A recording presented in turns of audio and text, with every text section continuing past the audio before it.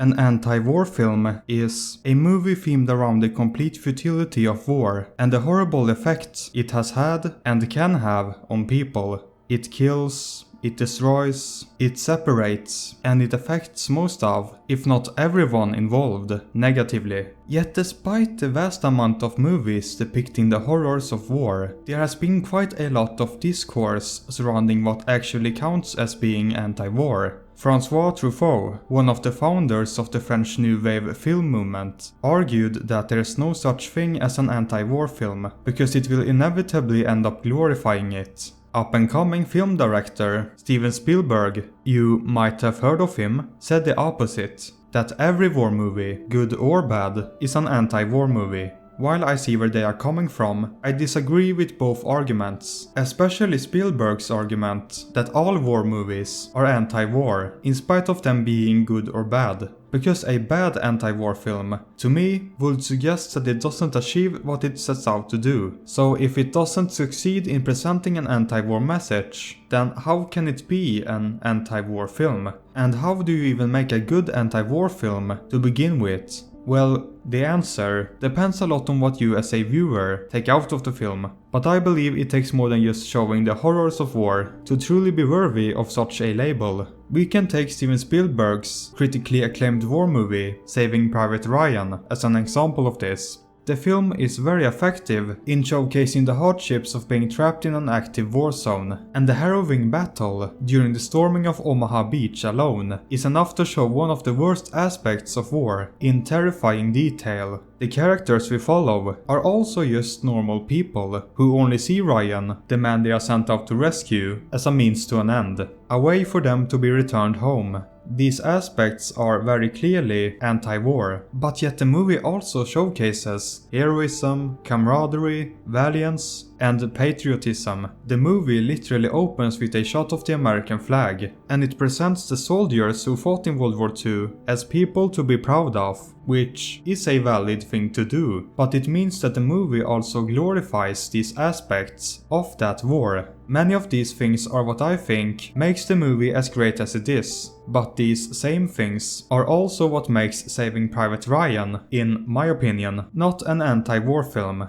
Then there's Elem Klimov's 1985 Soviet film Come and See, a movie I can't stop thinking about.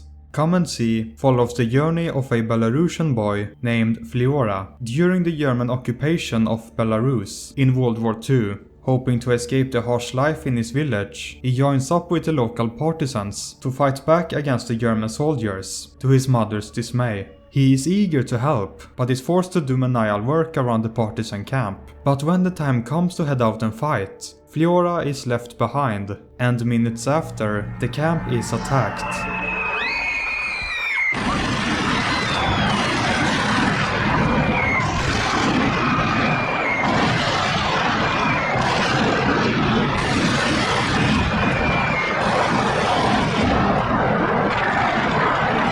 From this moment on, the movie is no longer about fighting back against the Germans, it is about survival. What separates Come and See from most other war movies is that the characters we follow are not soldiers out to defend their country, but civilians, trying to make sense of the world around them. After all, the greatest victims of war are usually not the soldiers, but the people who become trapped in the conflict against their will. And I think that is one of the crucial aspects of this film that makes its message about the horrors of war so effective, especially since it's presented through the perspective of an innocent child. Elem Klimov, the director, sought to make the film feel as authentic and real as possible. The story is after all inspired by true events, and the brutal massacre upon the Belarusian people by the hands of the Nazi Germans. Much of the film was shot on location in the Belarusian countryside, with many of the extras being locals of the area. The film also uses a lot of practical effects, and even used live ammunition while filming. It is a miracle that no one died or was seriously injured during production. And while I don't support this level of carelessness, it has resulted in a level of gritty realism that few other movies have been able to achieve. Beside its realistic depiction of life during this time period, credit also has to go to the film's great sound design, exemplified beautifully in the scenes after the attack on the partisan camp, with the bomb explosions causing temporary damage to Fliora's eardrums, and for a good couple of minutes we are forced to hear the world around him the same way he does. The film, as you have probably noticed, also uses a lot of close-ups of the characters' faces, where they stare directly into the camera, and this stylistic choice is used for a couple of reasons. For one, it amplifies the intensity of the scenes and makes the viewer uneasy. It also makes you focus on the expressions and the later transformation of the characters, in particular that of Fliora. His transformation throughout the film makes him almost unrecognizable by the end of it. At the start he's just a naive boy, excited to go out and defeat the enemies of his country, but by the end of the film, all that is left is a hollow shell of a boy who has lost his innocence. Alexei Kravchenko's acting as Fliora in this film is one of the best performances I have ever seen. He was only 14 during production, yet his expressions of fear and vulnerability feel frighteningly real. A lot of that stems of course from his talent at acting, but I think the circumstances during filming helped make the performance so believable. In interviews, Alexei has described bullets flying 10 centimeters over his head, having to endure the cold weather, running away from live explosions, not being able to see his mother for most of filming, and being kept on a water-based diet. Я помню, когда Илья Германович сказал, что вот ты розовощёкий такой. Ты понимаешь, все очень сложно. Мы начали разбирать какие-то сцены. Он говорит, понимаешь, вот для этого это надо похудеть. Я начал голодать. Меня научили как-то по 24 часа, по 48 часов на одной воде сидеть.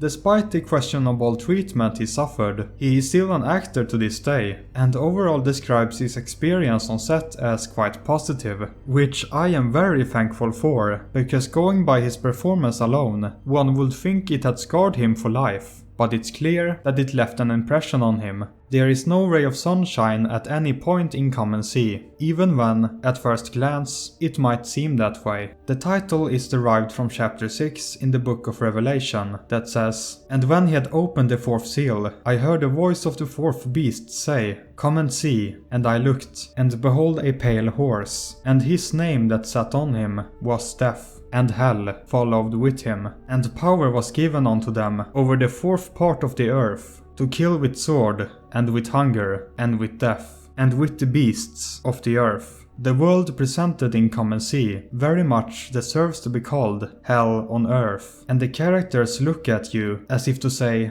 come and see what hell really looks like. There is no great victory by the end of the film. There is in fact not a single battle being shown in the whole movie. We only see the atrocities that happen before and after. It is for reasons like this that I believe that Come and See is worthy to be labeled as not only an anti-war movie, but one of the greatest and most important movies that has ever been made.